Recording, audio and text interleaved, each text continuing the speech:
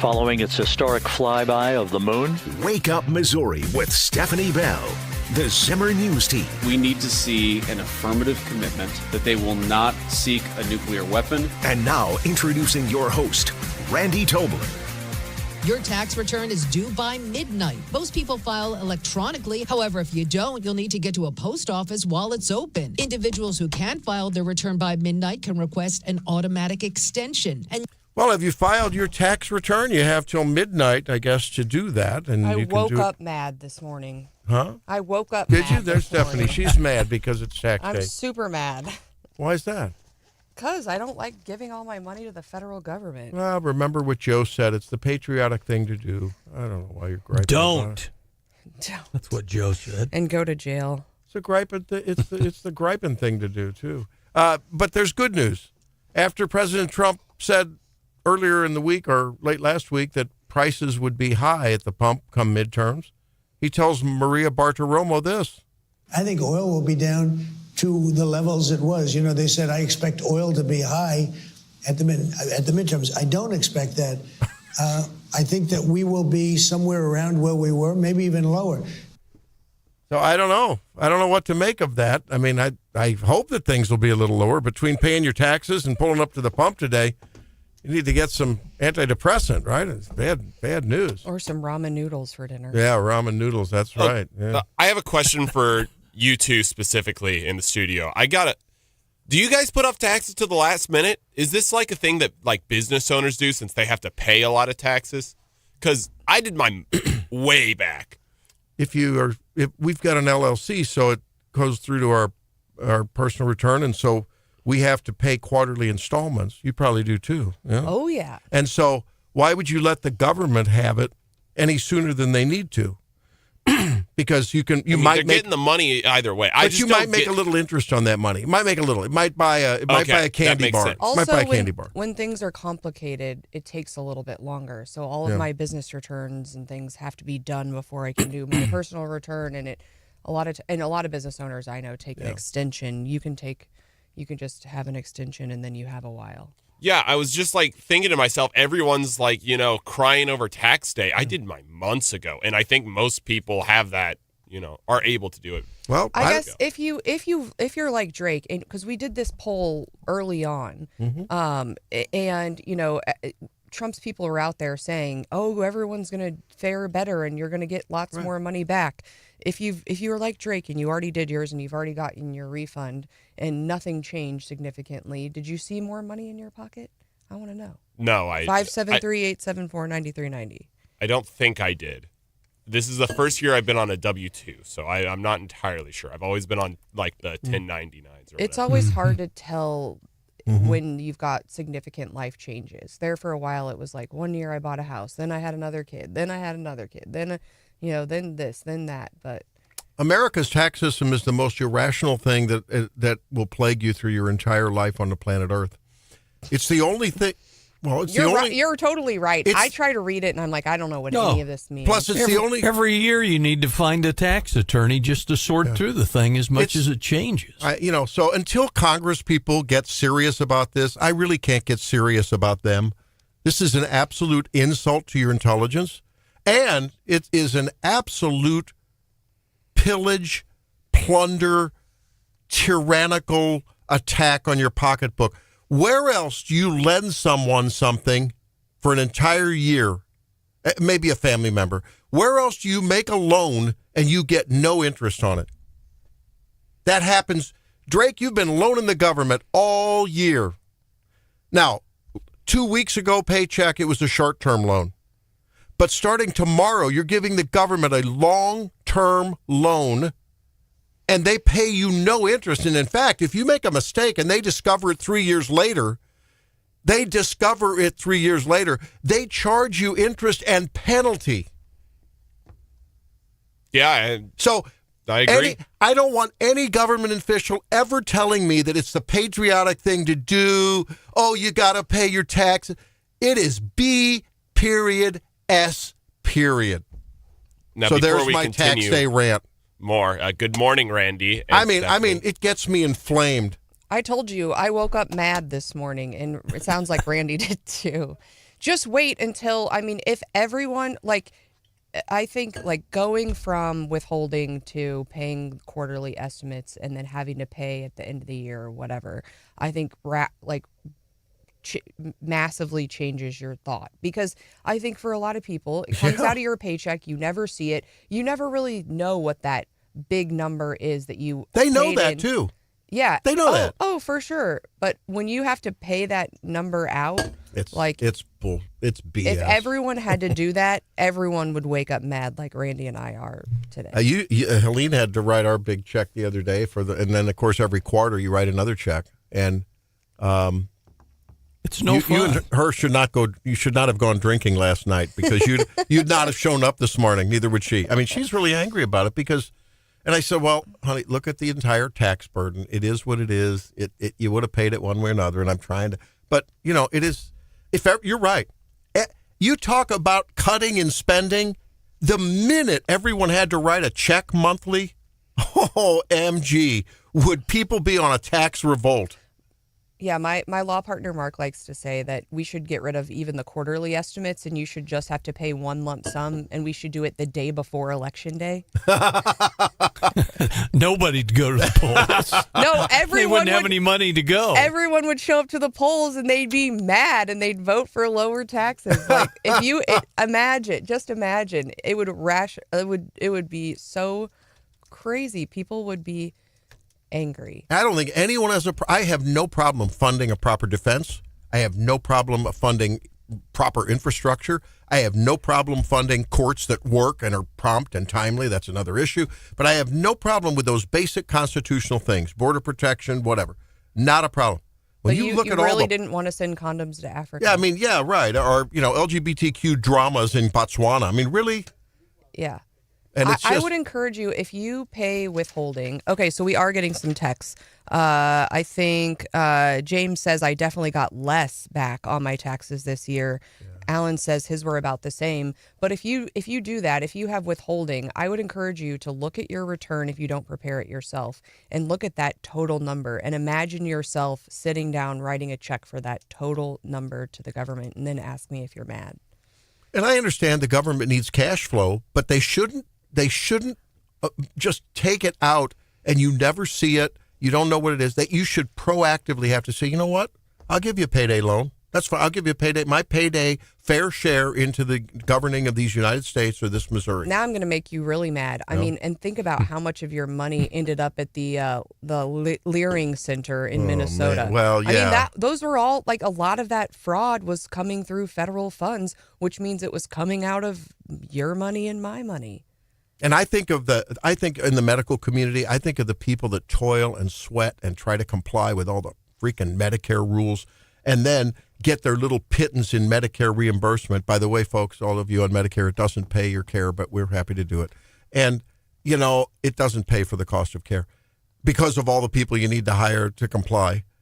And then you look at the fraud. You're right. You look at all the fraud going on, and you think, my God, if that money was spent on providing care for people who are paying their taxes, working hard, doing the right thing, obeying the law, what if you distributed that money through the Medicare system in the proper way, right?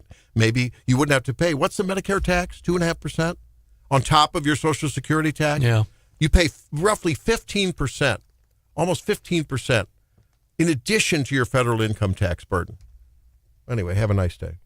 And then you go talk to your tax attorney and you say, why do I have to pay every year? Well, you need to withhold more have your employer withhold more. It's like, I don't think I keep the lights turned on. Yeah, give the government more of a loan, an interest-free loan. If anyone can explain why and how we have allowed that to evolve, that's almost my single issue. If a person running for office doesn't say that this is the most fouled up, screwed up plunder of your hard work that has ever existed, and it's insulting on top of it the way it's done, I can't vote for him. I mean, are you kidding me? We'll get excited because in celebration of tax day, it's expected that the Missouri Senate is going to take up the income tax repeal today on the Senate floor. And we talk tomorrow to Cindy O'Loughlin. Ooh. So we're going to talk with her tomorrow.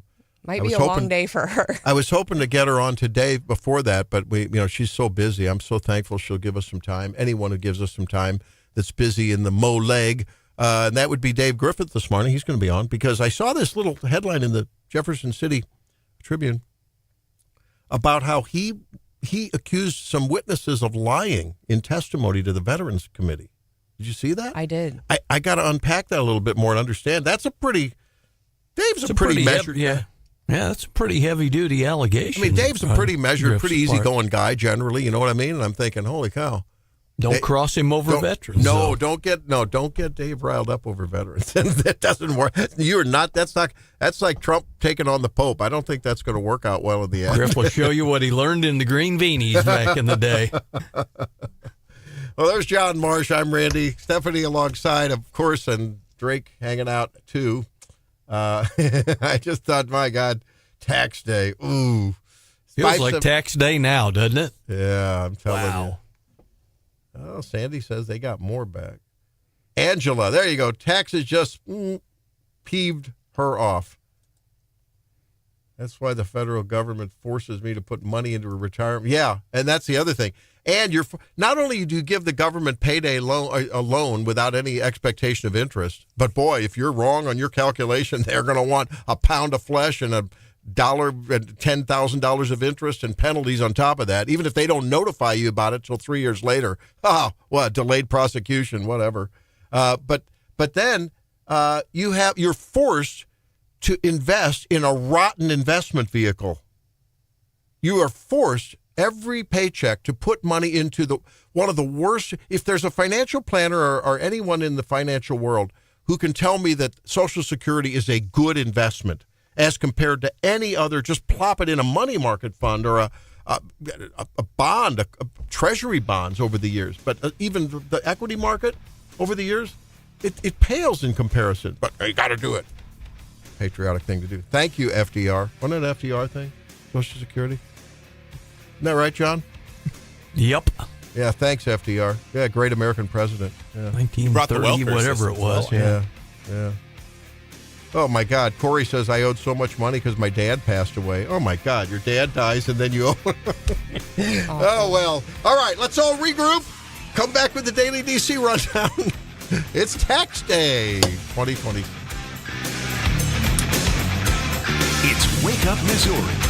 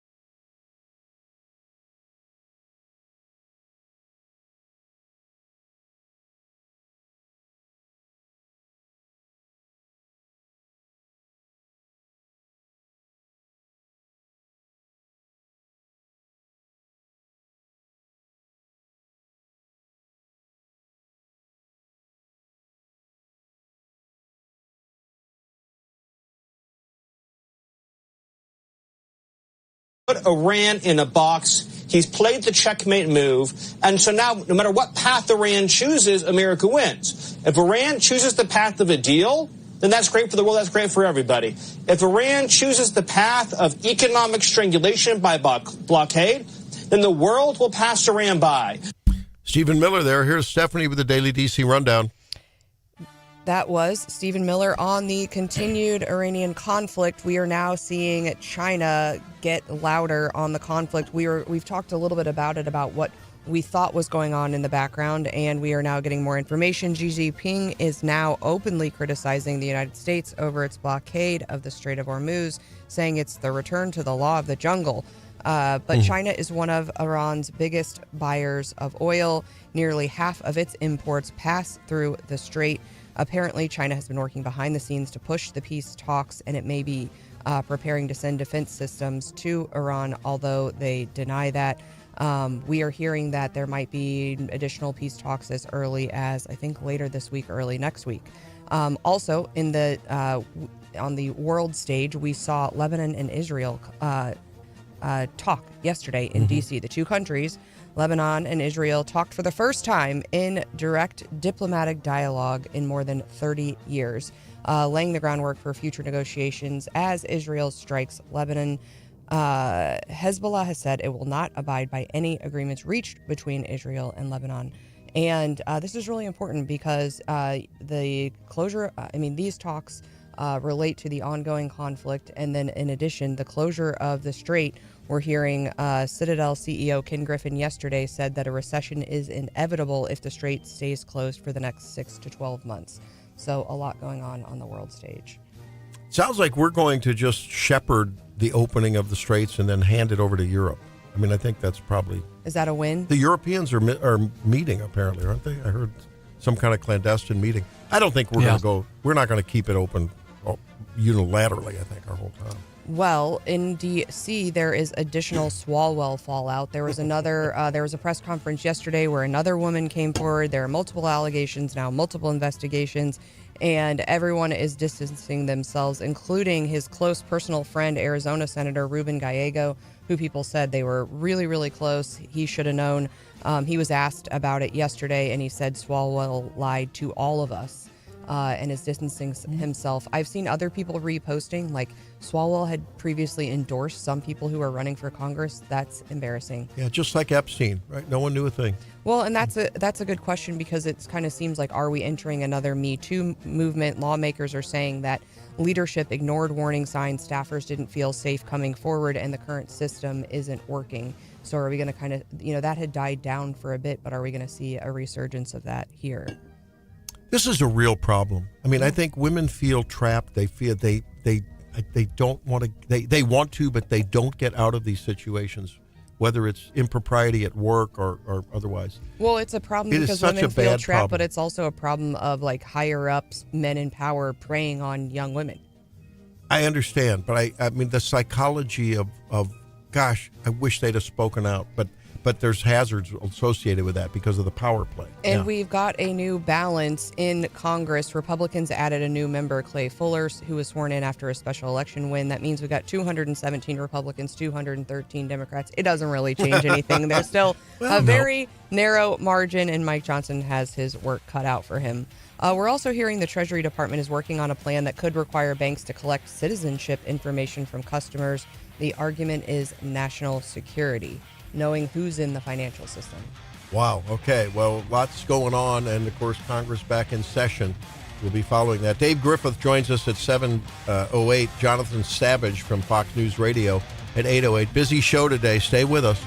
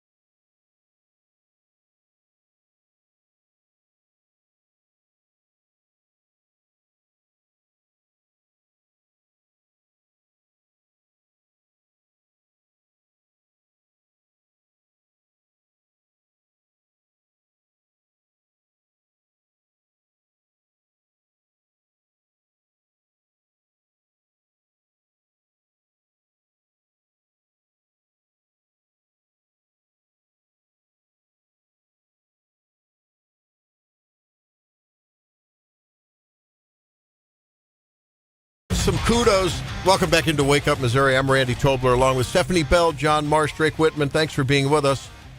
573-874-9390, the text. If you want to call, it's 800-529-5572. You know, we vented in the first segment. It felt good. You feel a little, I feel sort of catharsis. That was good. That felt good. I'm still angry, but I think I'm less angry. Yeah, it feels good to vent on tax day. John, you feeling a little better? No, it just depressed me. Oh, okay. Sorry. It's tax day. You're supposed to be depressed. Well, I don't know, but the rebellious genetics of an American, I think, come through. We're reading a lot of that on the text line. A lot of people are like, hey, this is what our founding fathers fought a revolution over, right? Is unfair taxation. I mean, I'm just saying. Without representation. Yeah. Oh, well, they call it representation, but nah. I am not advocating a violent revolution. I think a revolution needs to happen at the ballot box, ladies and gentlemen. Just say no to more spending and more taxing. That was a darkest day, and one of the darkest days in American history. 1913, wasn't it, John, when the income tax was passed? I think it was 1913. Dark day when you could give politicians pretty much a blank check to then buy votes. That's what it's evolved to, right? That's what we've done. God love the politicians. I mean, many of the politicians out there do want to try to reel things back in, but they're outnumbered by tax and spend politicians who want to extend their affections from the voters, because you take from one and give to the other. It's good to be a socialist in America these days. Just not good to be darn one of the 16th Amendment still haunts us all these years later, doesn't it? Yes, indeed. But hey, we got to give it up for Judge Brian Stumpy. Good for him. He upheld this Missouri Scholars Program. The well, NEA I don't know if that's what he did. Yeah, the NEA filed a lawsuit in July 2025 arguing that the state unconstitutionally allocated taxpayer funds, I think to the tune of about $50 million to the program.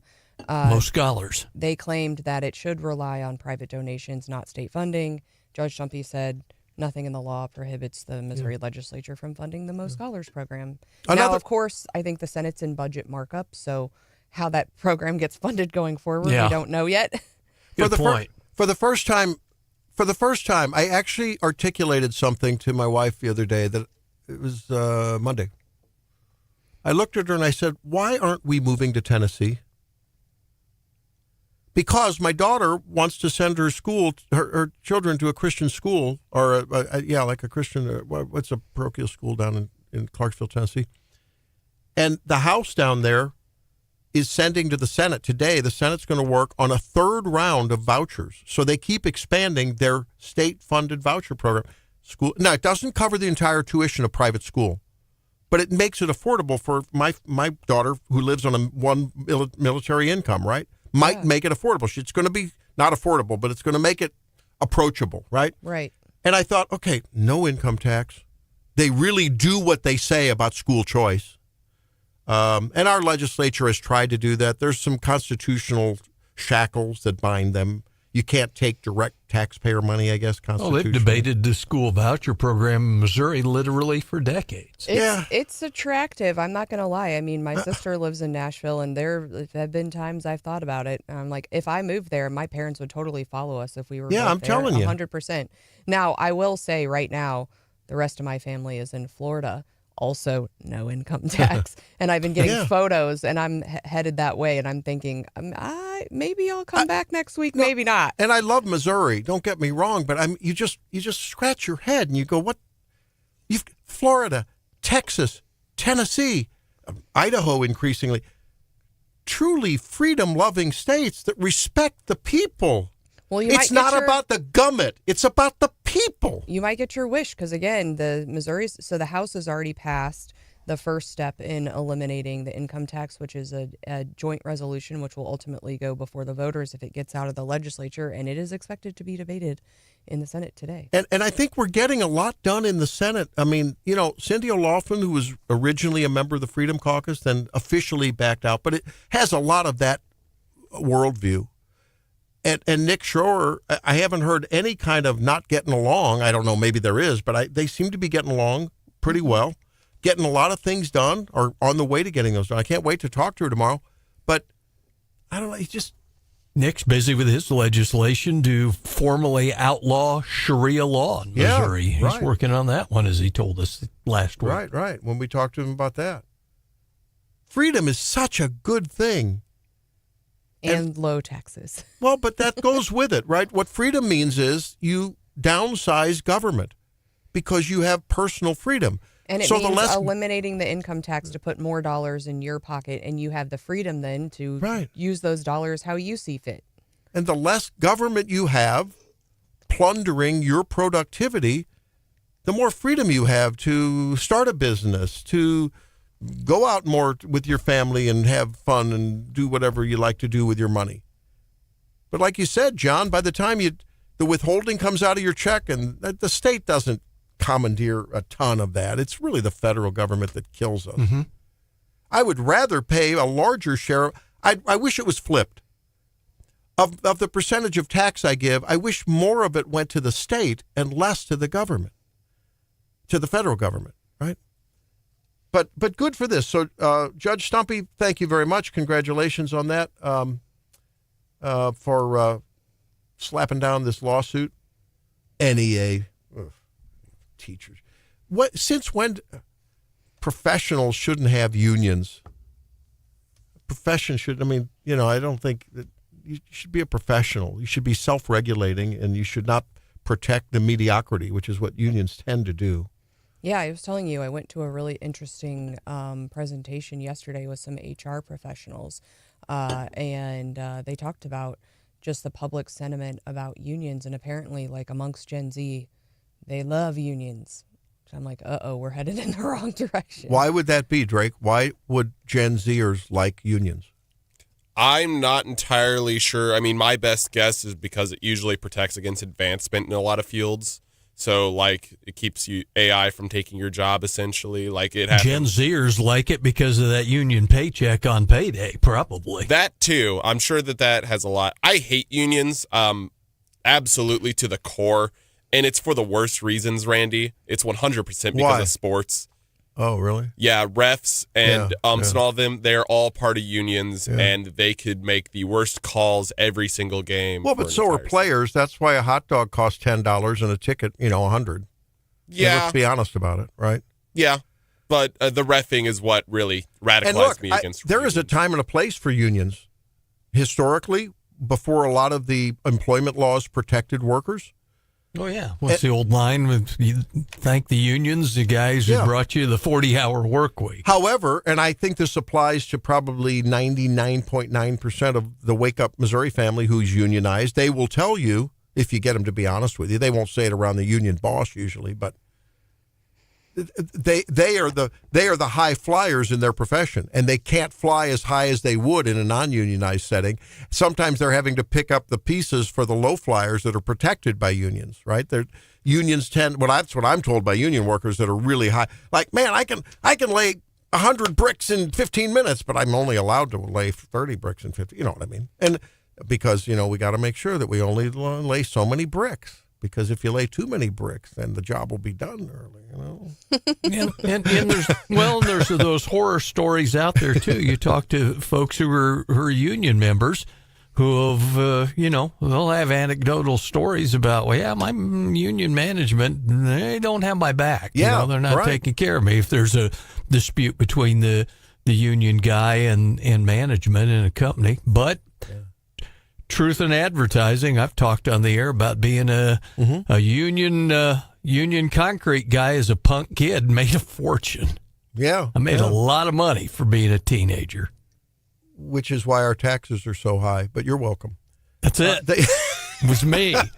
I'm just mad at the unions because they subjected me to that rat with a rash that they blew up in my town. Remember that, Sean? What? They got real mad about the white paper trash rat. Yeah, they got mad about something some work going on at the school, and all of a sudden you're driving down the road. It's on the track, wasn't it? When they were paving the track, and they had something? this giant inflatable rat that, for whatever reason, looks like it has a rash. I never got a full. I don't understand it completely.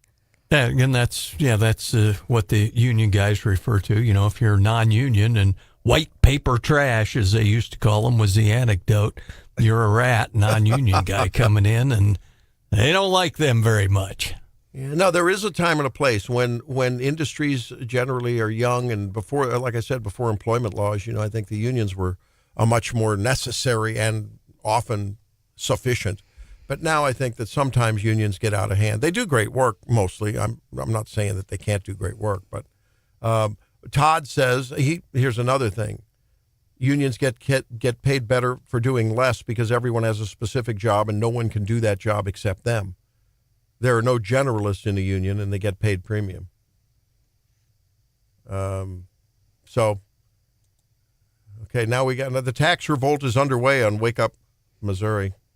Let's eliminate property taxes while we're at it. Well, there you go. There you go.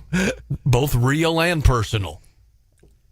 I want you, again, to look at your return and look at the amount of money you're paying to the federal government and to the state government, and then look at your property tax liability and decide which tax you would rather eliminate. Now, ladies and gentlemen, if you're not watching us on our YouTube channel or on Facebook, I would recommend you do that and just take a look at Stephanie Bell's demeanor this morning compared to most mornings. She's got that.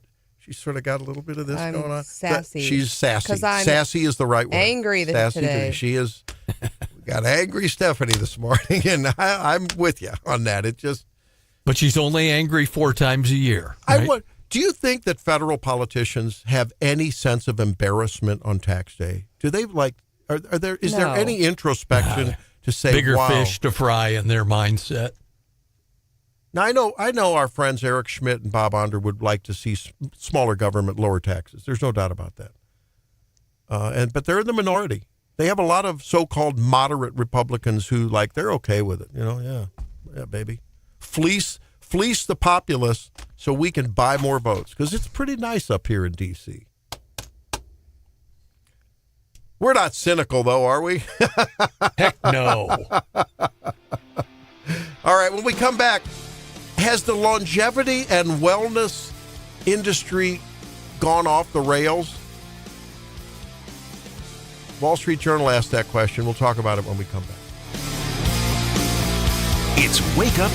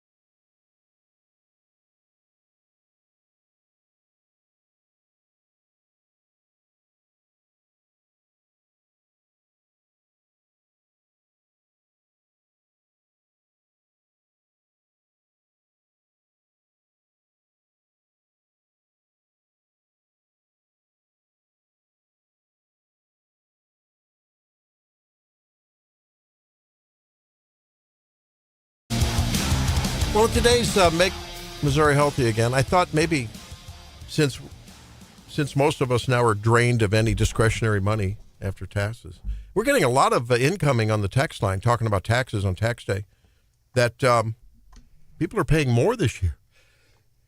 That's not what they said we were supposed to be doing. Or getting less Hopefully back. you're paying more because you made more. Go get it. Yeah. Or getting less back in refunds. Very interesting. What do you know about longevity medicine? It's all the rage. I said Wall Street Journal. The New York Post does this article. Very interesting. Welcome to Erewhonification of medicine. I've never heard of Erewhon. E-R-E-W-H-O-N. Do you know this? Yes. Tell us about Erewhon. What is this? It's really popular amongst like influencers online. I think they do smoothies and like salads. I've never been to one. I think they're definitely in LA. I'm not sure. So they're not in Missouri. We're good common sense people. We don't do maybe New Erewhon. York. Yeah. I don't know where. Where else health is the Erewhons hottest are. status symbol, but you can get it for less. It's the world, an upscale in a world grocery of chain oh, it's a chain in the greater LA area. $10,000 per week wellness retreats, collagen smoothies, IV infusions. Many people are doing this in Missouri. I know this. Oh, red light therapy, all this stuff. It's supposed to. This new mindset's created a consumer movement built around upgrading your body. Subtle but powerful class distinction has emerged, with some receiving supervised discrete access to advanced. We're seeing a lot of the spas with you mentioned the red light therapy. Oh, yeah. I just got a red light therapy mask. It looks like an alien when you have it on, but it's supposedly really good for you. At least that's what the ads tell me. Yeah, wait till everyone starts getting skin cancer. I don't know. Look, I like science. I like to look at the data. I like to look at stuff, and there's promising, emerging stuff that looks good at first blush. There is solid, proven, established treatment. But I think that sometimes emerging stuff in the retail world, as medicine is becoming increasingly retail, gets improperly marketed. This whole notion of longevity medicine, I've done a pretty deep dive into this. There's no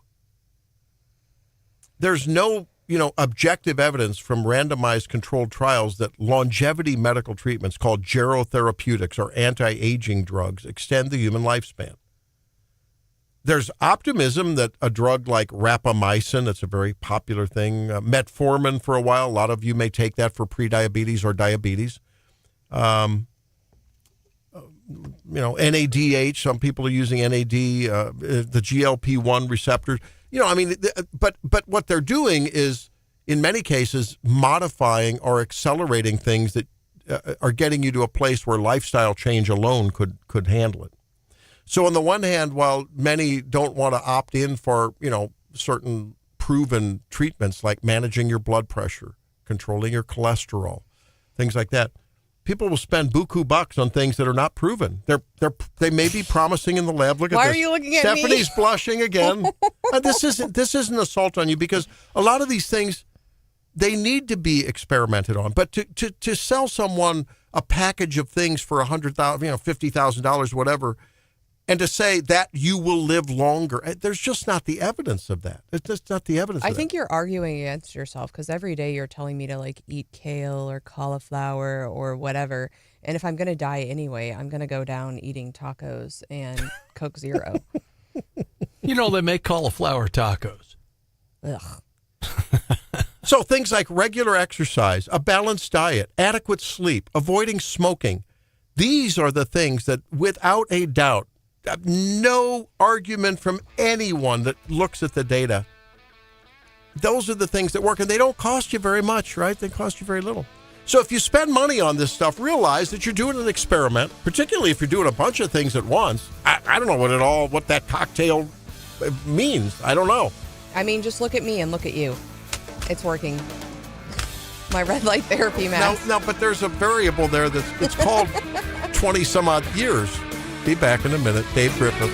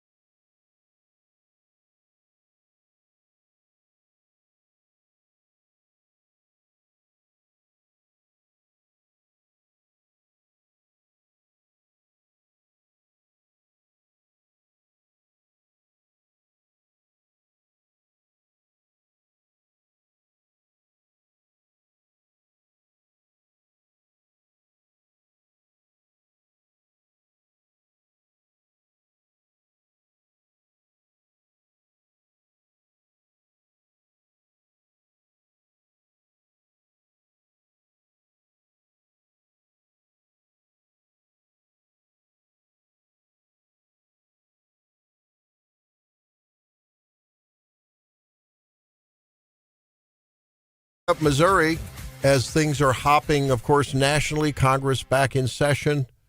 The Missouri legislature, the General Assembly continues to work mightily, and we hope to connect with Representative Dave Griffith here at some point and talk with him about an article about him having some problems with witnesses. When you're a witness, well, I guess it depends on the setting, doesn't it, Stephanie Bell? If you can lie, you're not lie, under oath, are you? No, you don't take an oath when you go before the committees. I've done one of those testimonies, but I didn't take an oath. But he accused them of lying. So I don't know what they were lying about. We're going to have to see what Dave says when he joins us. We continue to watch the Iran Straits of Hormuz blockade by the United States. So far, there's been a couple ships that were turned back by our Navy. I think it was Marines, actually, I read, that did that. I don't think they had to board them, John. I think they sent them a message and they turned around. Yeah, I think that sounds like what happened. And there haven't been any kinetic actions between them. No sparring of weapons or missile shot or torpedoes or anything. Chinese are sounding off, sounding not happy about the whole situation, but oh well. But yet a Chinese tanker came through, or some tanker on the way to China came through, so that's good. Representative Dave Griffith joins us now on Wake Up Missouri. Dave, welcome into the program. Good morning. Glad to be with you.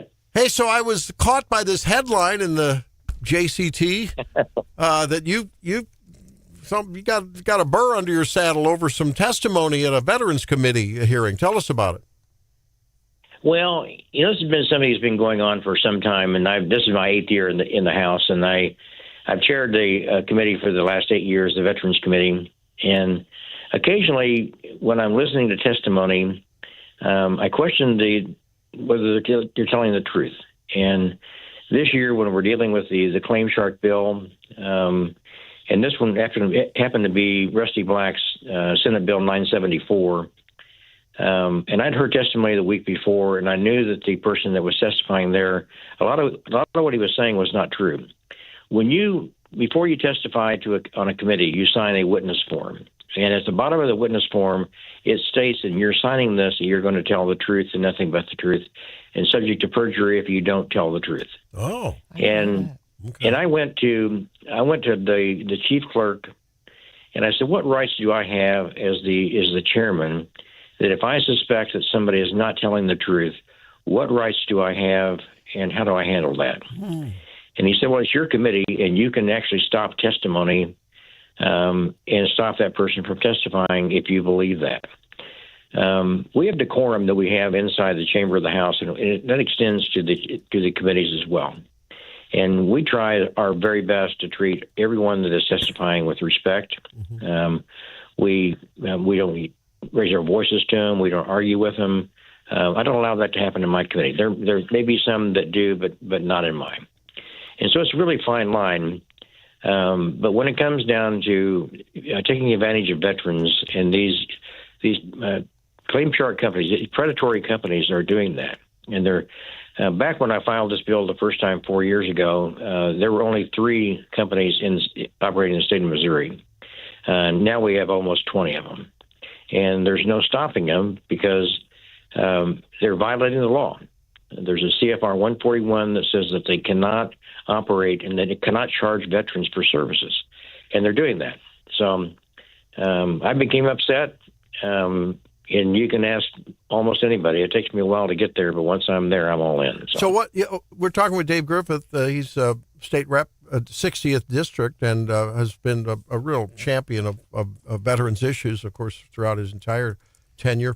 What are these companies doing? Explain a little bit more. What are they doing?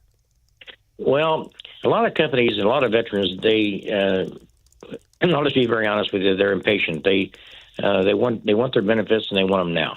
Okay. And going through, and the government, especially the conversation you've had today about tax day, but the government is really slow in doing a lot of things, and it's really slow in, especially when veterans are filing their claims. It takes about 152 days from the time you file your claim until you actually get notification if you're going to receive your claim. This is a claim for what? A claim for what, Dave? A claim for benefits and for service-related injuries that you had or benefits that you had while you were serving your country. Okay. And medical claim? Not a lot of it's like or for compensation. For compensation, correct? Okay. Yeah. Mm-hmm. And they have. For a lot of veterans, it takes, and I'm a perfect example of that. It took my wife almost 10 years of talking with me to try to get me to sit down with the veteran service officer, because I always said that somebody else needs the money more than I do. When I finally did, I found out what benefits were actually coming to me. Okay. So when veterans make that decision that they're going to actually sit down and talk to a veteran service officer, they don't want to wait. They've been waiting long enough, and they want it now. Mm-hmm.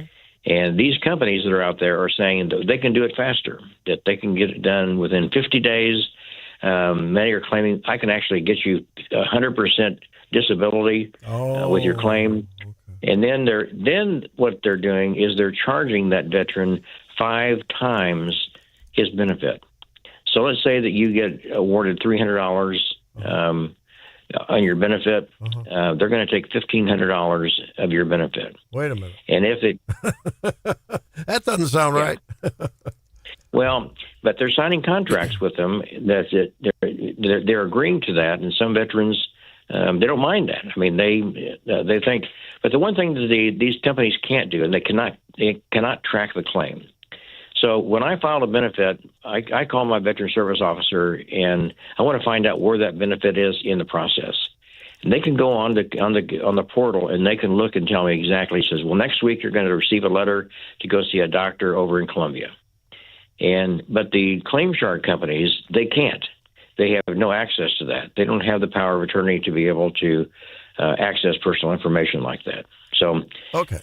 So when you say this bill, yeah, when you say claim shark, it's like a loan shark. I understand it. So if you're getting if they say they're going to procure a $300 a month benefit, but you're going to owe them 5 months for their service, right? That's basically what you're saying. They're going to charge you something for allegedly procuring. Yeah. Yeah. And it's something you can do for free, and that's what I'm.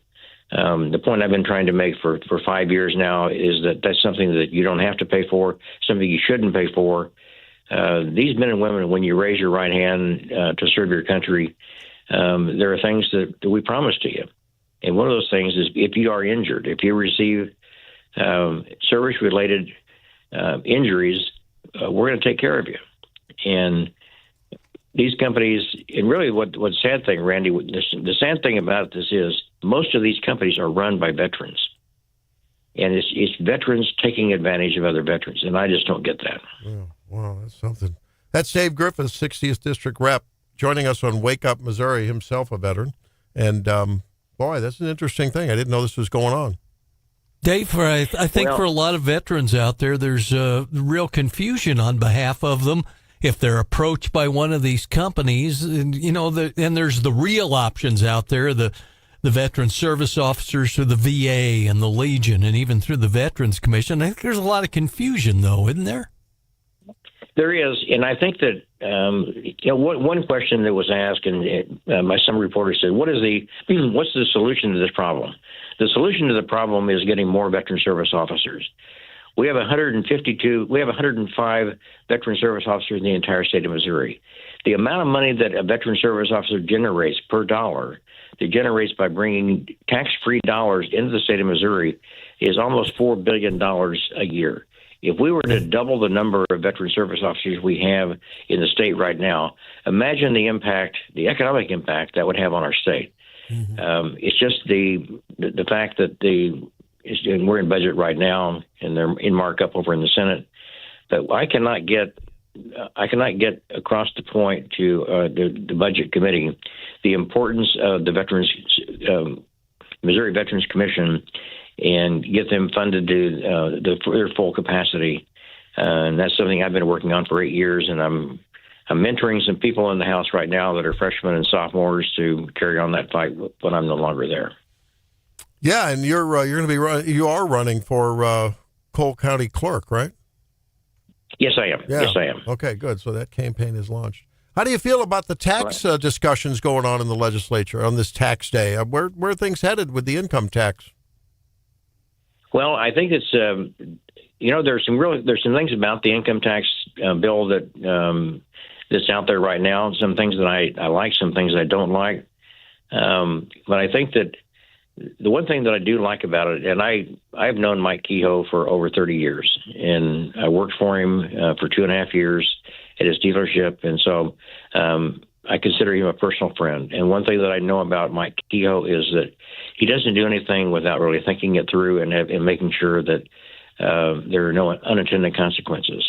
I think the other good thing about the income tax is that it's going to go before the people. It's going to be a vote to the people, and it's not something that we're going to make decisions in the chambers that are going to affect Missourians without having their input in it. And I think that so often people get frustrated that we make laws up there and we do things against the will of the people. I don't think we do, but there are many that do. But I think the discussion is going to be taken up today in the Senate. So we'll see how long that conversation goes on. You know what's interesting? I was sent a Wake Up family member who is active in Jefferson City in the Capitol sends us something from the Tax Foundation. Listeners would find this interesting. Apparently, under state tax collections per capita are 46th of the 50 states. Almost a third of the revenues to the state come from sales taxes now, and only about 14% from income tax. So it looks like some equations are going to have to change if the income tax goes away. And spending should be reeled in too, right, Dave? How do you feel about that?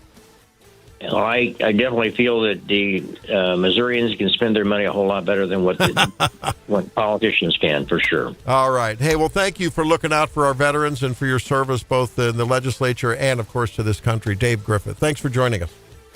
Thanks for the call. Appreciate it. There he is, Dave Griffith. Yeah, those he called them claim shark. But that's an interesting name. So you think that millennials are spending more than baby boomers? Maybe think again. That when we come back. It's Wake Up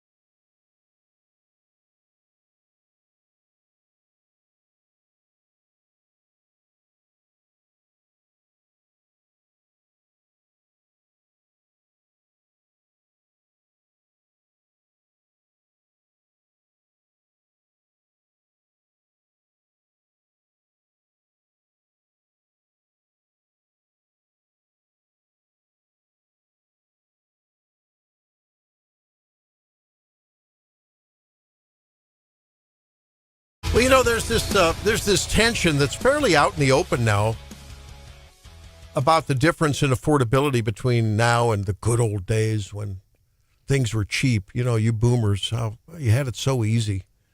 Millennials can't afford to buy anything, and you got to play the violin music there, Drake. Get ready for the worst take you've ever heard, listeners. I'm ready for it. This is from the Wall Street Journal. What the data says about median income, home prices, student debt, and more.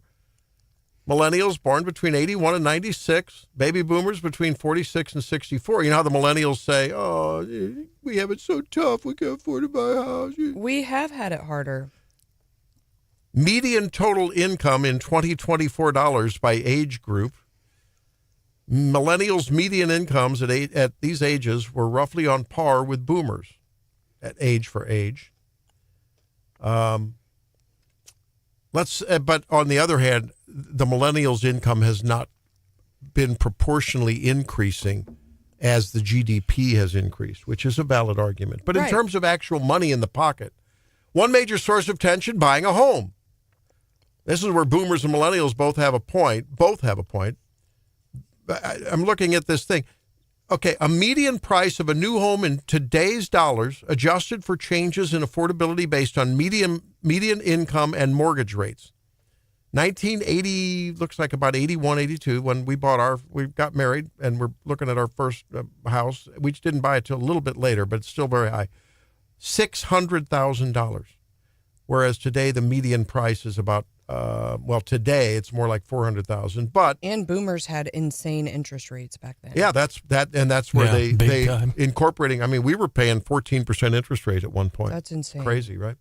Which is why our house was a modest first home. We didn't expect to have, automatic lights and automatic this and smart that and whatever. I was glad to have a hot plate and whatever. So one thing that has changed is college debt. That has changed. College tuition and fees have skyrocketed. Well, and world events. I mean, most millennials, I'm an elder millennial, but we were graduating right in the recession, right? Mm-hmm. So getting that first job was really tough. And then obviously, we hit the height of our career and we were like, we're over the recession. Things are going great. And then we get COVID, right in the middle of when we're supposed to be earning the most. So more than 2/3 of respondents in a poll last year, including majorities in each age group, said that American dream doesn't hold true today. But the reality, according to Bobby Duffy, who is author of The Generation Myth, Why When You're Born Matters Less Than You Think. I think this relates to the fertility thing we talked about yesterday, too. People these days say, oh, it's so unaffordable. I can't bring a baby into the world. Life's going to be so tough for them. Don't talk to me about life being tough, guys. I mean, we toughed it out. Everyone has their own tough challenges. I think that Gen Zers probably have some, and remember this study is... They basically have the worst of all worlds. I mean, I'm surprised at the Wall Street Journal, even though Gen Zers are still early on in their this is about millennials, to be fair. Yeah, but I'm surprised they didn't, say more about Gen Z, because if you think about Gen Z, it's like they've got high interest rates, not as high as boomers, but high interest rates, high housing prices, crazy student debt. Even if you invest in a diploma, it doesn't mean as much today. I mean, I think you're screwed, Drake. Sorry. Yeah, I agree. Average household net worth in $2025 by each generation's average age. So at 35, average household net worth is more for millennials now than it is for baby boomers at the same age, when they were the same age. I believe that. Does it adjust for inflation? Yeah, everything's, I can't read the story. That was on me. Back in a minute. Has America been fair to Donald Trump? The people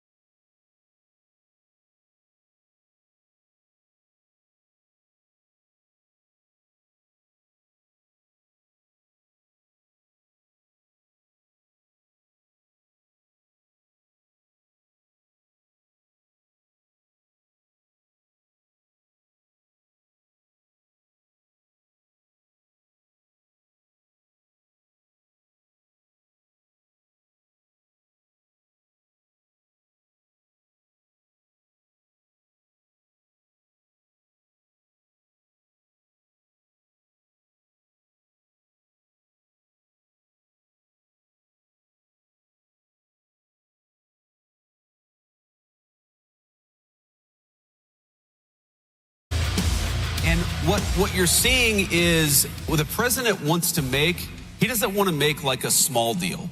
He wants to make the grand bargain. Well, that was J.D. Vance at a TPUSA event. And he's talking about a grand bargain where now the administration is talking about a grand bargain where what he wants to do basically is make the area in Iran safe. He wants a deal, said J.D. Vance, where Iran doesn't have a nuclear weapon. Iran is not a state sponsor of terror, but also the people of Iran can, quote, thrive and prosper and join the world economy. This is Wake Up Missouri. I'm Randy. Stephanie alongside. Are you cold, Stephanie? You got your jacket on. Yeah, it gets cold in here. It's good. It's warm outside, though. It's warm. It's going to be cooler today, though. Yeah, and then storms and big bad weather coming in maybe tonight. Brian, John, and Don have been talking about that. And when I see this about thrive and prosper and join the world economy, I hope that doesn't mean what can we do? What is the grand bargain? I'm hearing hints of nation building. Or we're not going to. What are we going to do to help the people of Iran survive, other than to clear the way and let them be free people that take over their country? I think they're too stupid to build up an efficient country, personally. You mean like the Persian Iranians who want to, return to a pre-theocratic government? No, they're not stupid. Yeah, I think most of them are. I mean, if they got to where they are now, I mean, the last, real empire they had. Yeah, how'd they let it get to that point? Yeah. Well, on this tax day, I keep asking the question, why did we let our legislators get to the point where they tax the heck out of us? Because we're stupid. Yeah, because we're stupid. Well, I think we're probably not attentive, that's for sure. I don't know that we're stupid, but as a populace at large, we're not attentive to what they do to us.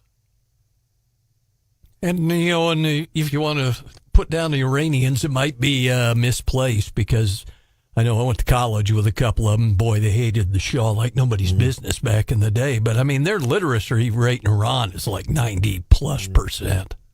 So it's a pretty educated populace. But, I mean, there's, some nuts have been running the show for 50 years. Yeah, true. Well, on other news, I want to make sure that y'all have a chance to talk these things up in a more intimate setting.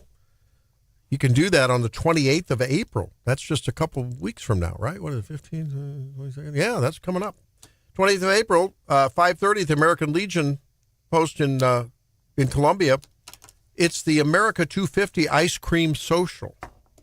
And that's a joint operation between Wake Up Missouri and Boone County Republicans. And, yes, Turning Point USA, Mizzou chapter.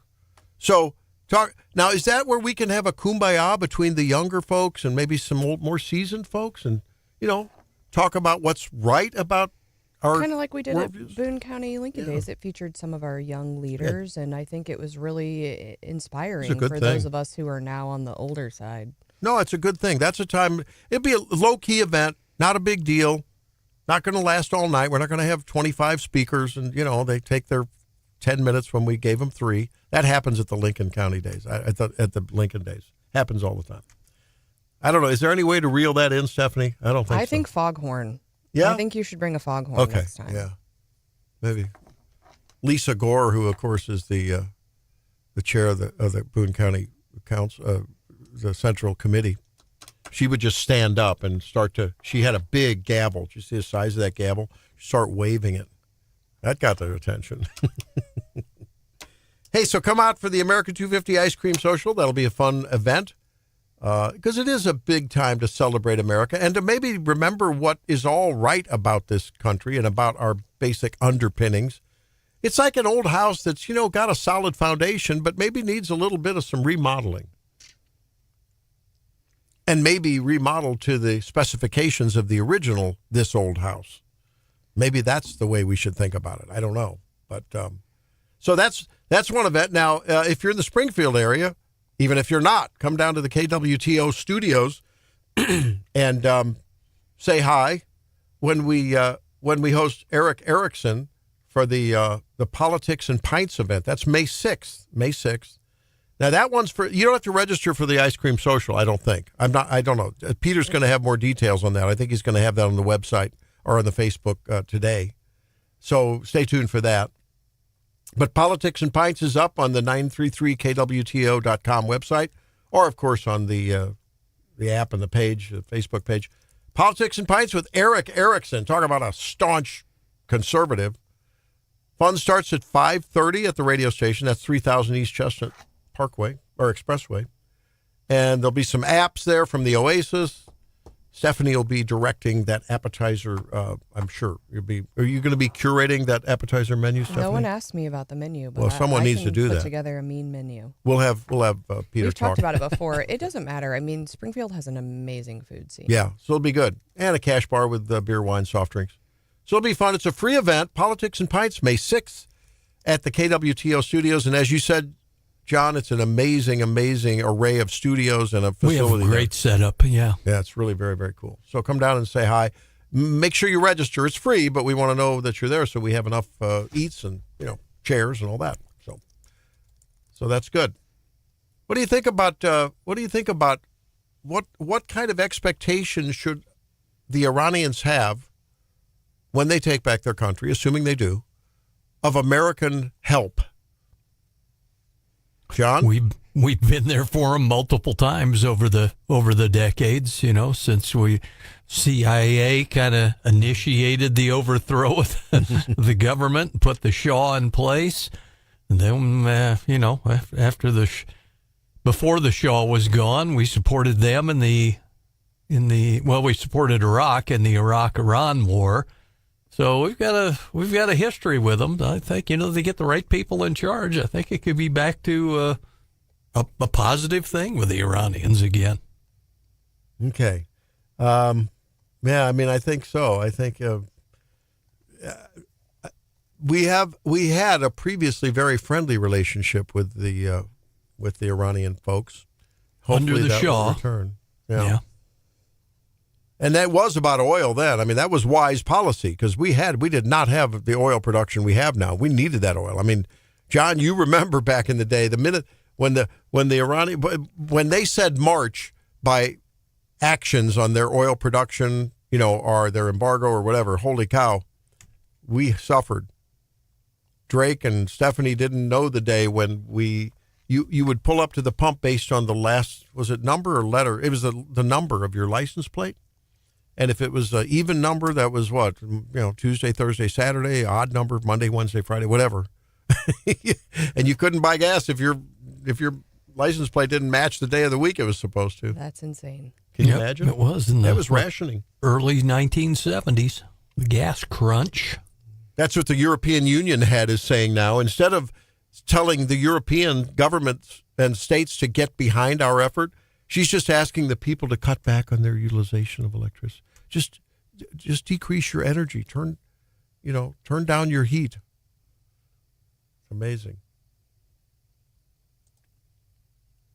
573-874-9390.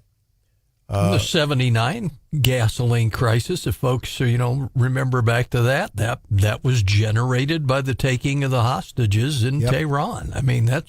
This isn't anything new. No. We've seen these kind of convulsions in world oil and therefore energy markets. We talked about 1973 as well. I find it interesting. Yesterday, just as we were going off the air, we learned that the producer price index, Stephanie, was much less than thought. How interesting. You'd have thought, well, I don't know, maybe it'll be reflected in April's numbers when those come out in May. But these were March numbers, and the war started at the end of February. You'd have thought that it would be reflected in March. I know. I know Aaron Hedlund said a lot of the data, there's just a delay, but I don't know what the delay is on that. I think they just released the president's economic report, did they not? Pretty sure. I just thought it was very, very interesting. I think we have a little time for this story. Yeah, this was interesting. So how people have been asking, there's only been 3 million of the Epstein files released, and did you see what Todd Blanche said the other day? The authority to go ahead and release more, do you not? And you have the authority to go to Congress, perhaps? No, we have released everything. So listen, we reviewed 6 million pieces of paper. What we released were anything associated with the Epstein files. So there, we are not sitting on a single piece of paper. Nothing that should be released. If we find something else tomorrow, we'll release it. I don't anticipate we will. So the misguided assumption that there is more to be released is because we reviewed millions and millions of pages within the department, millions of which had nothing to do with Epstein. So it's not as if we looked at a document and said, we're not going to release that. If we didn't release it, it's because it was not responsive to the law and therefore not part of the Epstein files. Do we now believe that the DOJ has released all that needs to be released? Yes. There are people that are not satisfied with that. He went on to say, by the way, that if congressmen and women want to look at the unredacted files, they're welcome to come in and do that. And I think the committee had already had a chance to do that. I think the issue here is there are people that probably should be indicted, right? That's the whole point. That's what a lot of people on both sides of the aisle have said that.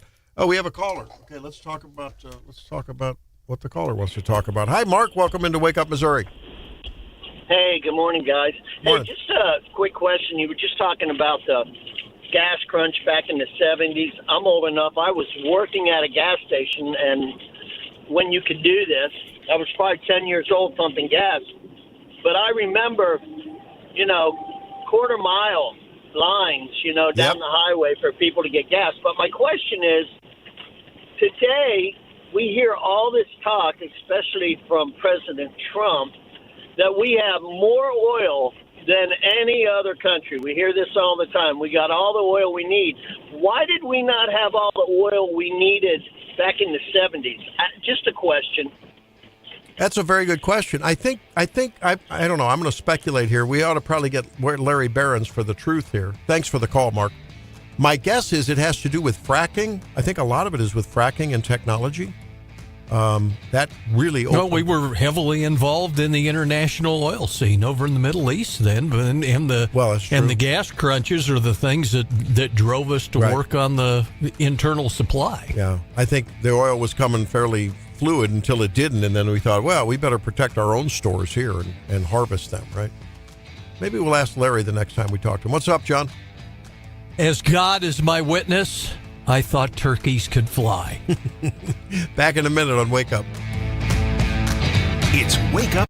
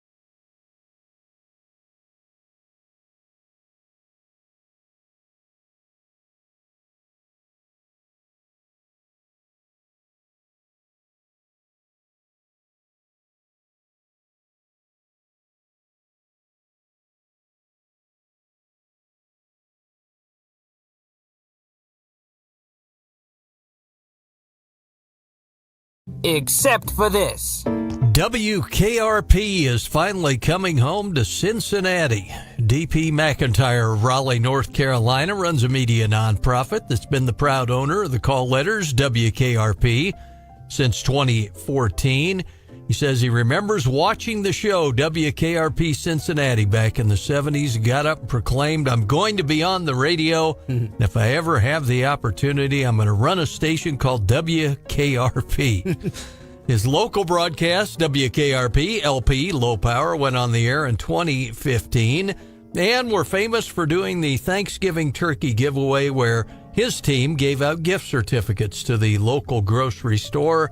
A nod to the sitcom's famous Turkey Day episode where you might remember the Thanksgiving episode of KRP featured the station throwing giveaway live turkeys out of a helicopter. And newsman Les Nessman's play-by-play, "Oh, the humanity, they're hitting the ground like sacks of wet cement." And the big guy, Mr. Carlson, the GM, followed up by saying, "As God is my witness, I thought turkeys could fly." Probably one of the greatest comedies of all time. If you've never taken part in WKRP, it's all over YouTube if you want to watch some of those crazy episodes. They are good. They are really good. There's a great one where some cocaine got left in the radio station. And was it Dr. Johnny Fever, the morning guy, told the general manager it was foot powder, so he put it on his feet. And they told him what it was after the fact, and his comment was, "I've got a monkey on my foot." That was one huge show. I mean, that series was something else. It was really funny. The copter seems to be circling the parking area now. I guess it's looking for a place to land. No, something just came out of the back of the helicopter. It's a dark object. Perhaps a skydiver plummeting to the earth from only 2,000 feet into the air. Second to the third. There's no parachutes yet. Be skydivers. I can't tell just yet what they are, but... Oh, my God, they're turkeys! Oh, Johnny, can you get this? Oh, they're crashing to the earth right in front of our eyes! One just went through the windshield of a parked car! Johnny, this is terrible. The cars running around, pushing each other. Oh, my goodness! Oh, the humanity!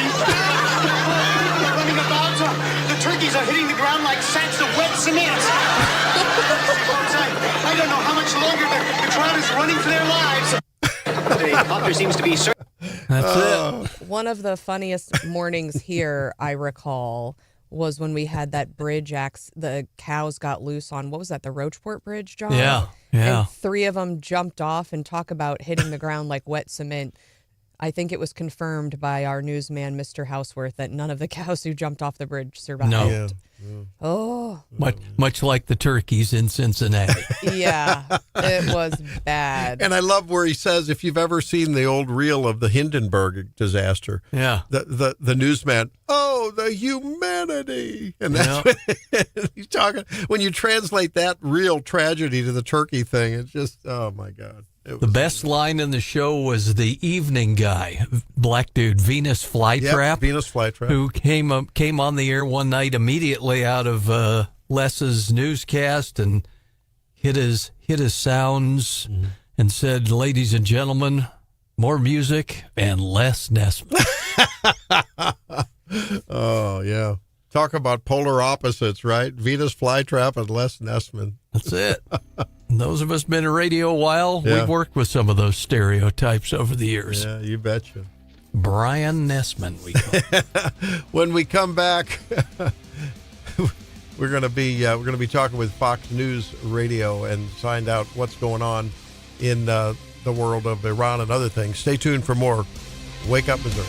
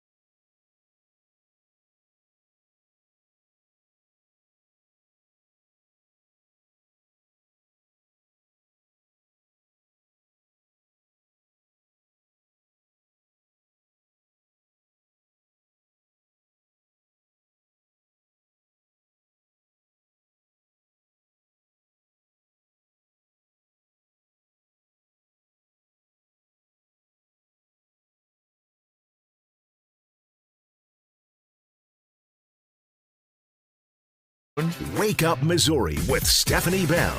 The Zimmer News Team. We need to see an affirmative commitment that they will not seek a nuclear weapon. And now introducing your host, Randy Tobler.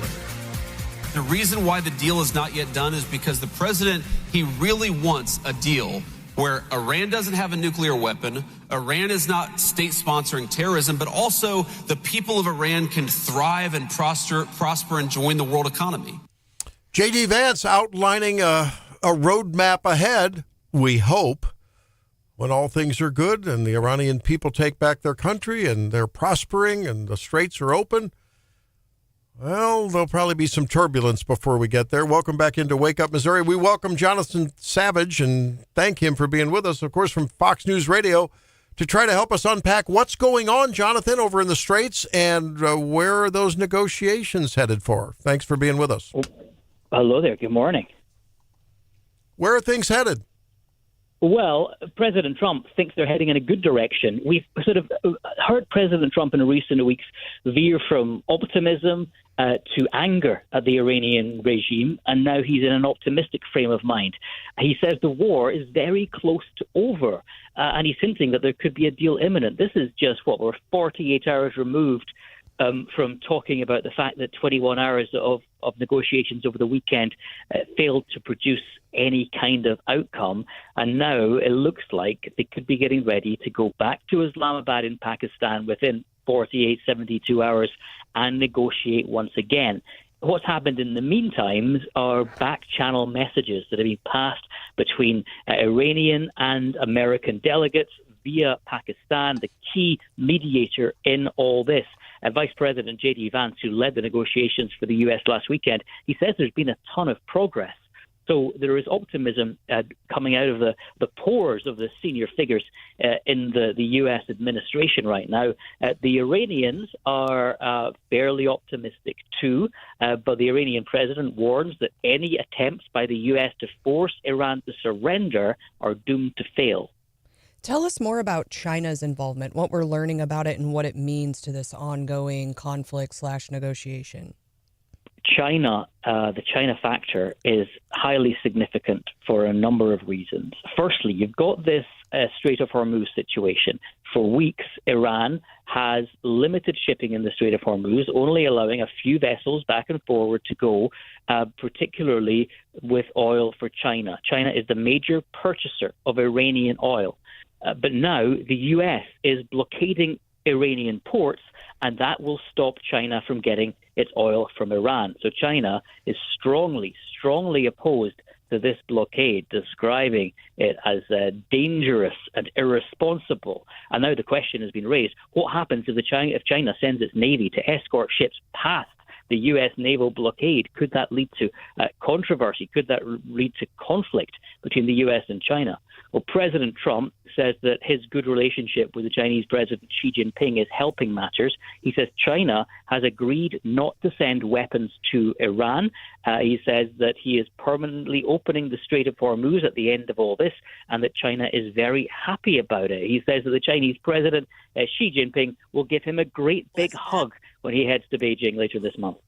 That's Jonathan Savage following what's going on in the Middle East and Iran in particular and its consequences across the globe. Jonathan with Fox News Radio joining us on Wake Up Missouri this morning on a Wednesday that's pretty turbulent. More bad weather coming ahead. Talk to us about the challenge for the Iranians with their oil supplies. If they don't get them out of the port and they fill up all their storage capacity, what happens to them pumping more oil out of the ground? Yeah, they'll have to stop pumping oil out of the ground. But the major challenge for them is what they do about their economy. It is hugely dependent on its maritime exports, on its oil exports, and it is currently losing hundreds of millions of dollars every single day as a result of this. And that is the whole point of this blockade. It is to add an economic squeeze to the military pressure that the United States and Israel have put Iran under in the last 6.5 weeks. Now, the fighting has been paused. The bombardment of Iran has been paused because we have this ongoing ceasefire. But economic actions are not covered by the ceasefire. So it's an opportunity for the U.S. to continue to put pressure on Iran even when they're not attacking them from the air. Jonathan, do you have any information about what everyday Iranians, those people who watched their countrymen and women get slaughtered back in, January, February, do they have, are they still in it, despite grocery prices, inflation, up 106%? I mean, terrible economic things, which the screws are tightening even more. Are they still in the fight and have the patience to endure? Well, for the Iranian people, they want things to go back to normal.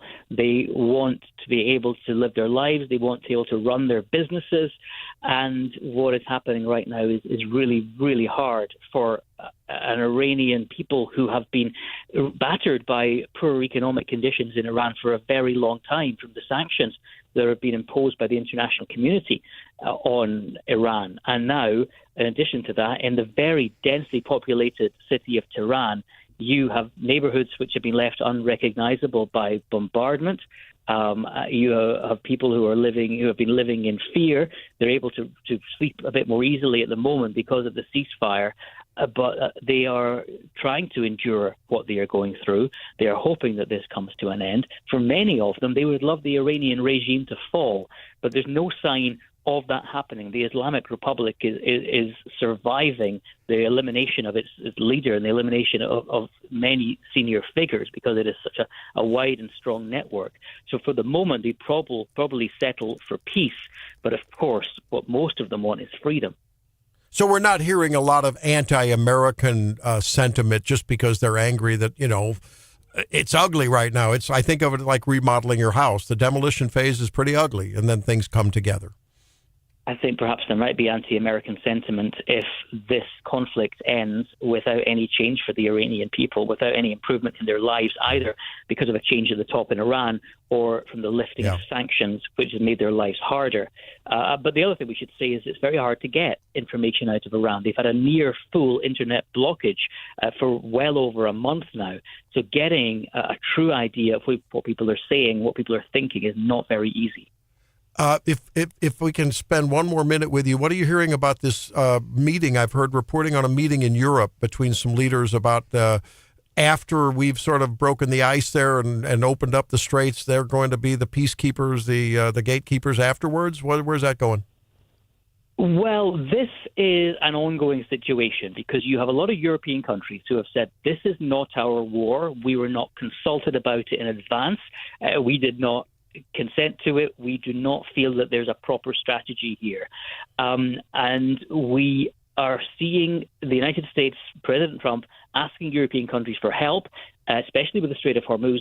But these European countries are saying, actually, we will come and help, but only once there is a full peace deal agreed, only when it's safe for us to send our navies or our other forces, other officials to the region. So on Friday, there's going to be a video conference for countries that are willing to contribute to a mission to restore freedom of navigation in the Strait of Hormuz.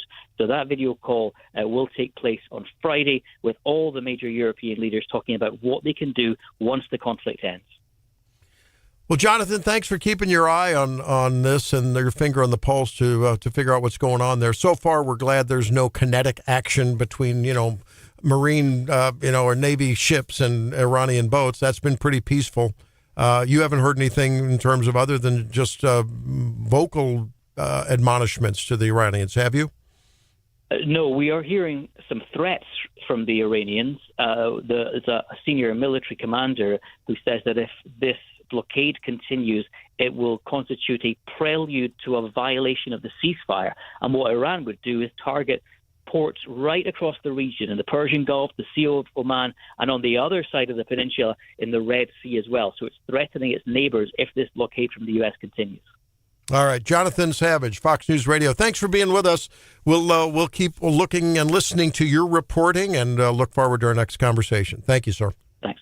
Have a good day. Okay, there he is. Well, I guess we all maintain hope that this thing will settle down, that peace will return to the area, the straits open, global oil markets result in lower prices per barrel, and I guess that eventually may flow down to the pump. But I don't know if that's going to happen today or tomorrow or the next week. But boy, sure like to see it and happen in time for the midterms to begin to get sorted out and settle down.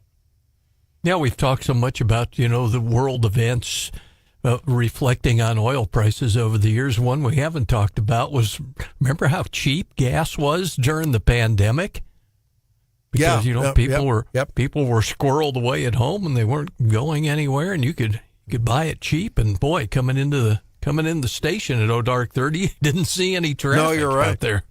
And, even if the price of a barrel of oil goes down into some maybe pre-war, level, Stephanie, because of the summer increase in demand and the additives, that's going to raise, I think, any hope of any ultimate price drop, right? I mean, it's not going to be where it was in terms of sure what we wouldn't pay want at the the oil pump. companies to miss out on their profits, would we?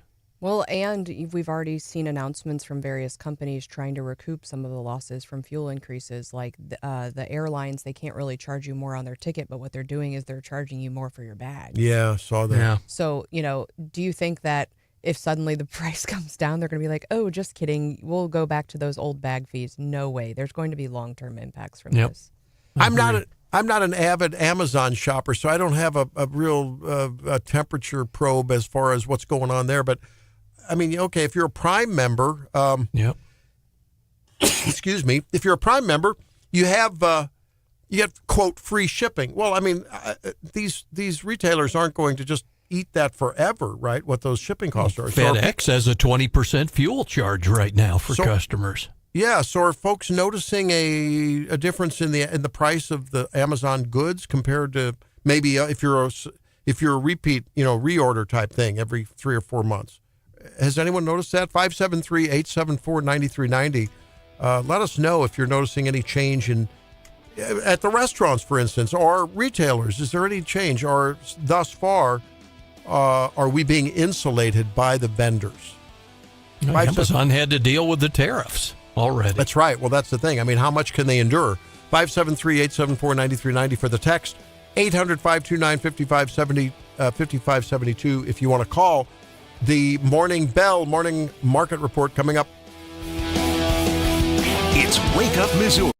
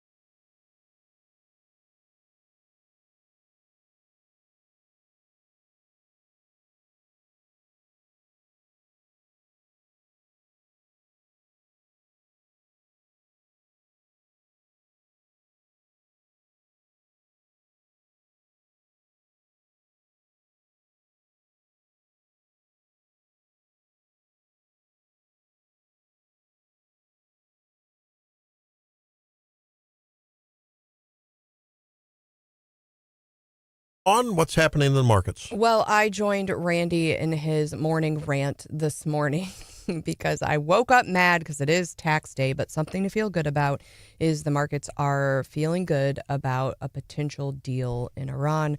Yesterday, we had the NASDAQ up 1.96%, the S&P up 1.18%, the Dow up 0.66%.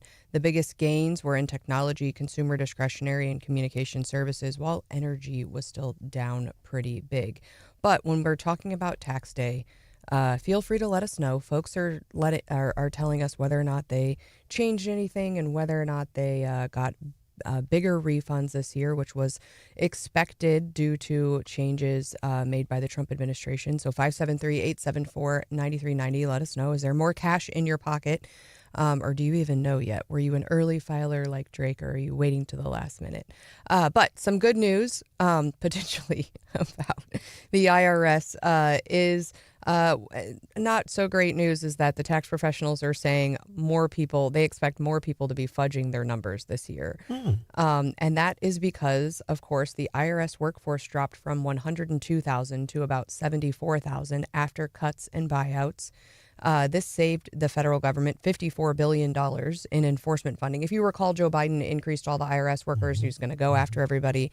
But last year, audits hit a historic low. Under 500,000 audits last year versus 1.7 million audits a decade ago.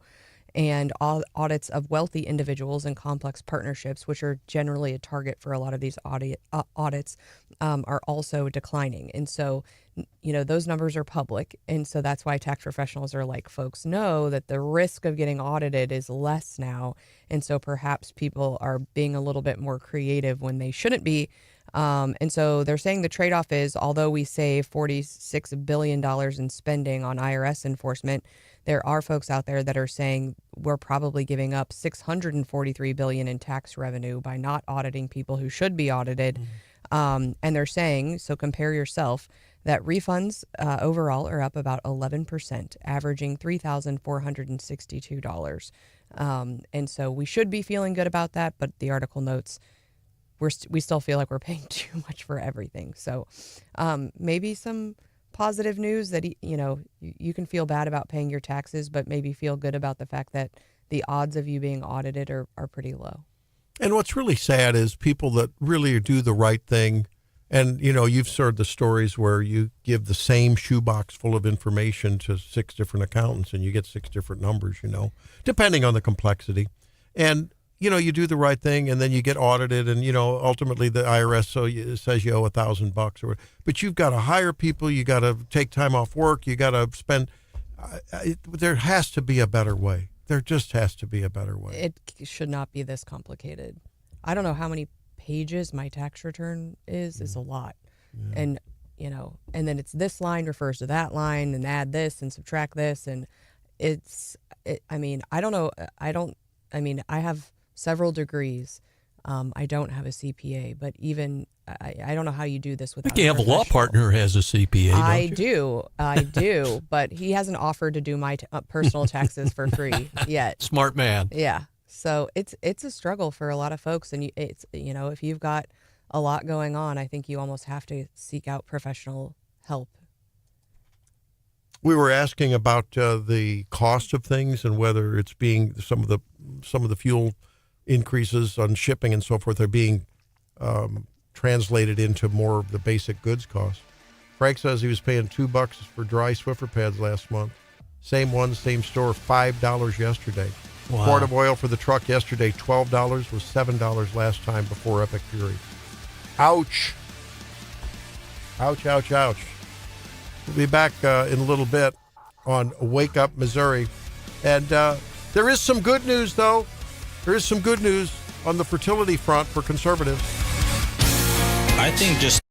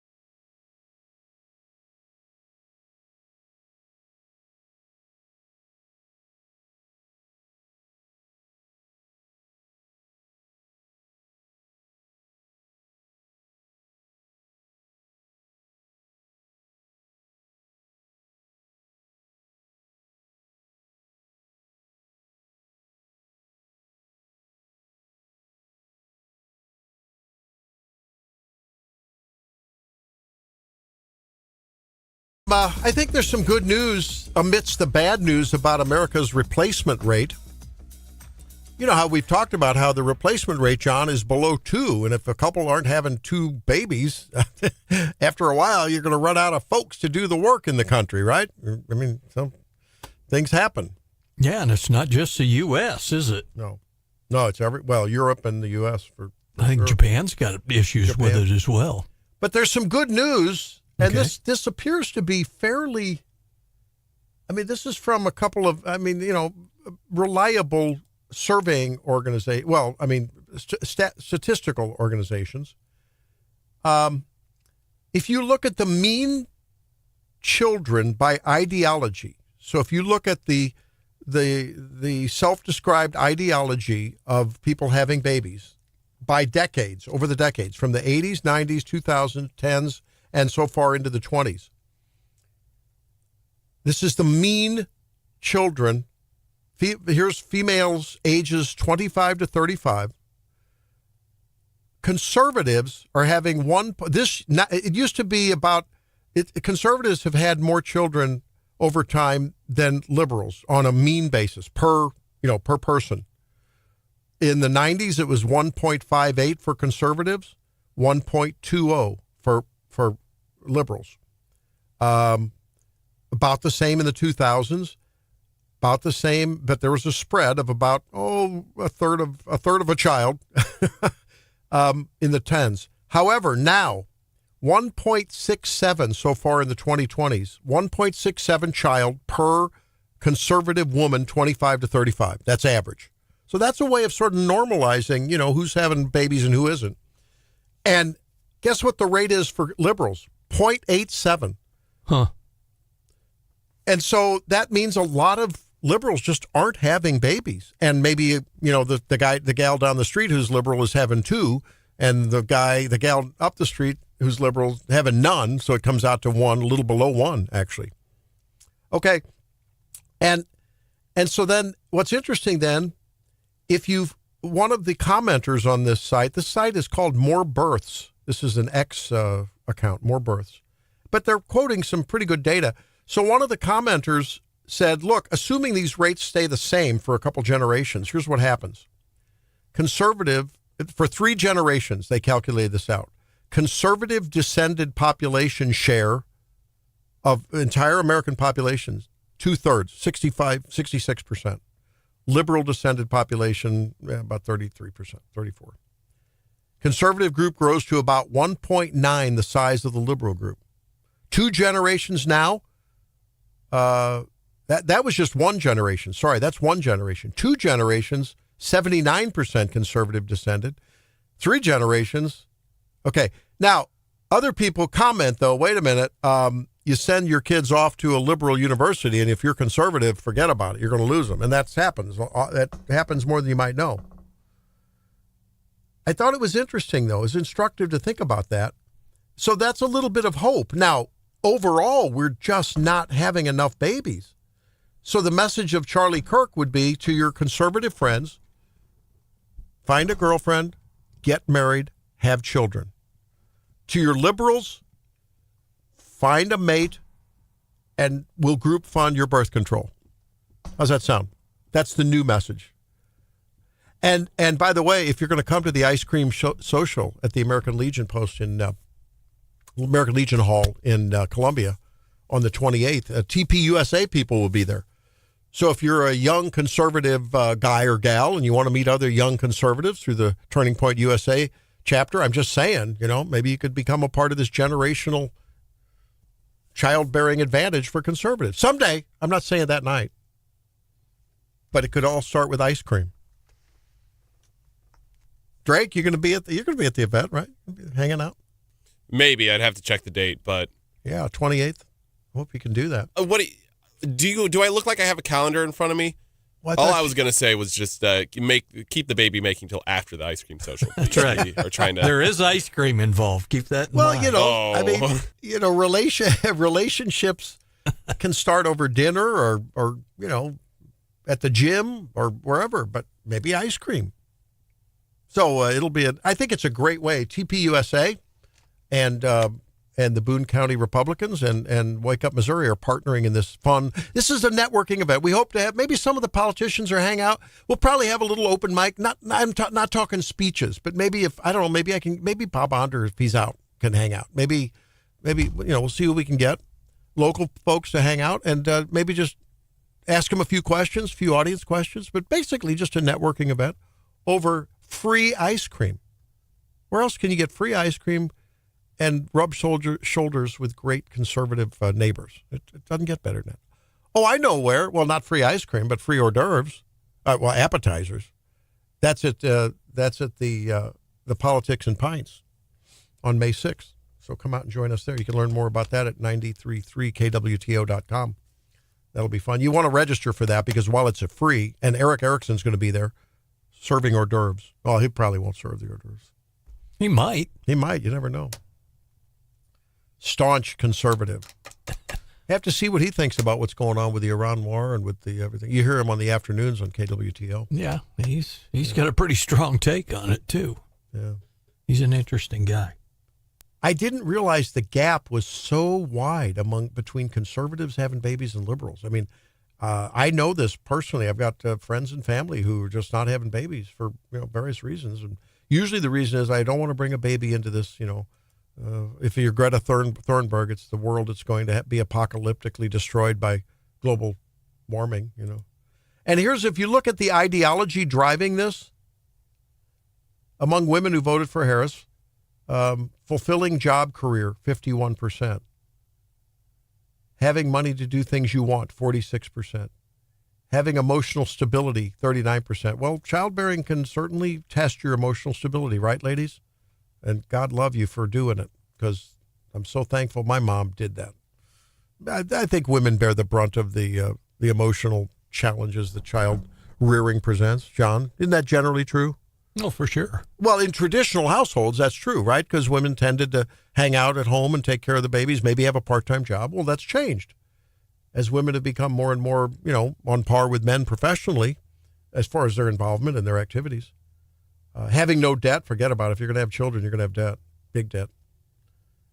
There's one group of Americans we haven't mentioned that are pushing the upper end of the fertility scale. That's Muslim Americans. Mm-hmm. They're said to be up 2.5, pushing 3% on the fertility rate. Yep. How's that going to work out for us in the future? And many of them come from. They're seeing the same thing in Europe. That's one of the big problems I have with immigration, even legal immigration. These people tend to come from socialist countries. There's very few free, democratic, capitalistic countries in the world. Some of them in Asia, right? I mean, Hong Kong was not a country, but Hong Kong's a city-state. Folks are coming here from socialist countries for a good reason. Now, the ones who are allowed in legally, that they don't want to be in those socialist countries. But you're right, and they're going to socialize America more than it already is. That's the concern. Just like you have, if we get great migrations of people into Missouri, Tennessee, Texas, Florida, from the People's Republic of Illinois, New York, California, it's going to purplize what are red states, because those people do, while they're relative to California, a moderate looks conservative, but relative to Missouri, a moderate Californian looks liberal, big time. So I think it's a lot of ideology that drives this, and this fertility thing. But at least for the near future, hey, you liberals, hey, God love you. Chase your careers. Don't have babies. Thank you very much. And conservatives, come to the ice cream social, find a mate, and have babies. And don't send them to a public school and a later on graduate education, undergrad education, where they get indoctrinated to liberal ideas. I don't know, the liberal side of my family, the New York City side, they're as liberal as you can be, and had the resist banners hanging on their house. Oh, man. And they've got 3 grown sons, so. Oh, wow. And are they all liberal, too? Yeah. Well, one of them's a firefighter in D.C., and the rest of them are, good young men. I would guess a liberal. Well, I'm not saying they're not good people, but they're just ideologically mistaken. Socialism never works out in the long run. Look at the struggles of the socialized countries, even those in Europe. They struggle. And were it not for our defense, they would all be Nazis today.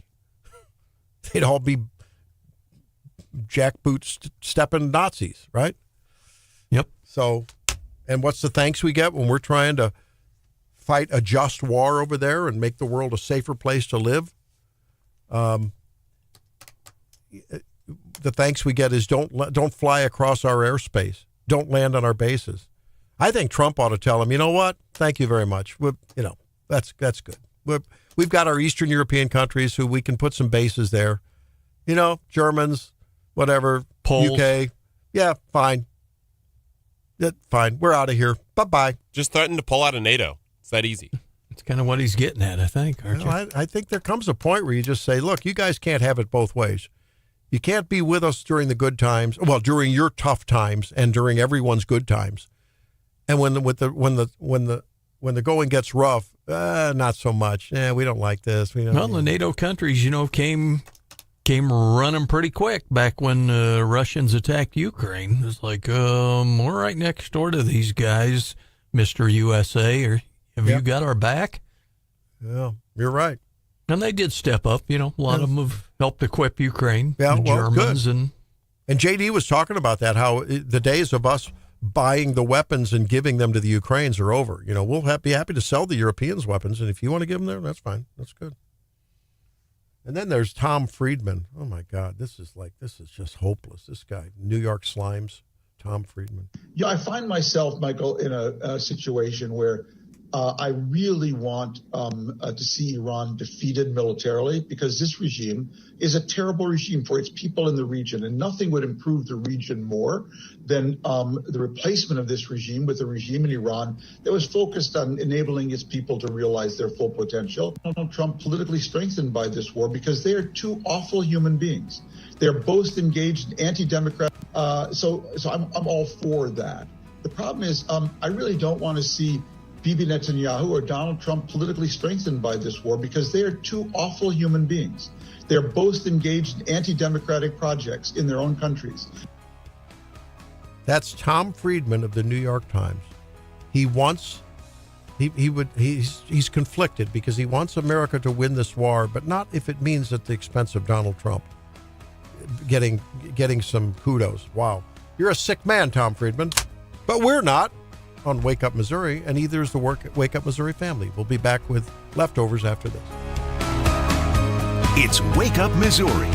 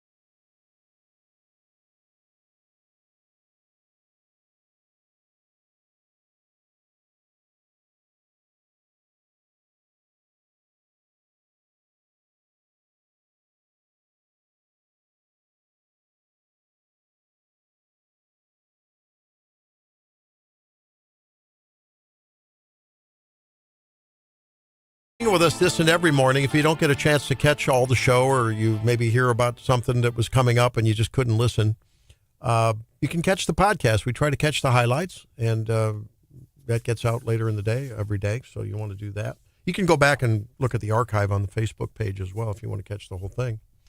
It's that time of the show when we talk about leftovers. Hey, John and Drake. Stephanie had to step out early today. Wes says, put it on the calendar 9 months after the ice cream social, Columbia's next baby boom. Okay, there you go. John, what do you have on your leftover plate? The write-ins win the day in Ashland. As we reported, 2 of the city's wards had no one on last week's ballot, but we have the results. Steve Dean won the write-in race in the first ward in Ashland. Michael Freeze wins the Ward 2 race. Freeze got 42 write-in votes. Dean got 14. But more importantly, we do not have the information on how many write-in votes there were for former Alderman Stephanie Bell. I know. In that race. They would not share that with us. Yeah, she was begging folks not to write her in, because I think if she'd have opened the door to that write-in, she'd probably be the alderwoman now, right? Pretty much. Yeah, I think so. It'd been good if maybe if they'd written her in for both wards or something. Earlier we were talking about why a caller said, why is it when we have all the oil now that is ours, and we're abundant in oil here in the United States, and we should say Canada as well, but United States, how come not, when there were long gas lines back in the late 70s, early 80s, that there, where was the oil then? John says technology. We found ways to find more oil. I think that's right. I think fracking made a huge, huge difference in our oil stores for sure. Drill, baby, drill. Yeah, that's true. And a lot of it, too, that the people who know the history of the oil crisis, 73, and the smaller one generated by the Iran hostage taking in 79, really changed the auto industry. I mean, that's when they went to compact and subcompact cars became, as opposed to the big block-long Buick or something like that. Folks went to smaller cars, and that's really what, kind of followed the Europeans. Some of the rear ends on those cars with the bumpers and the tail fins and everything, they weighed what a modern car weighs almost, right? I mean, it was amazing. Yeah. The chrome and all of that. Hey, Pat's on the line. Pat, welcome in. What's going on? Randy, how you doing? I'm good. You had this questions come up about Social Security recently, and so let me answer some of those questions that have been thrown out there. One was about, the retirement age and what started the retirement age. The original retirement age was 65 because you were supposed to be dead on the actuarial tables at 62. So that way you'd pay in and they'd never have to pay out, right? Correct. It was always intended to be a slush fund. It started at 1%. It was never supposed to go above 1%. And what happened was when people started living longer, because it met a very small niche. If you lived 3 years beyond when you were supposed to be dead, maybe you needed a little help.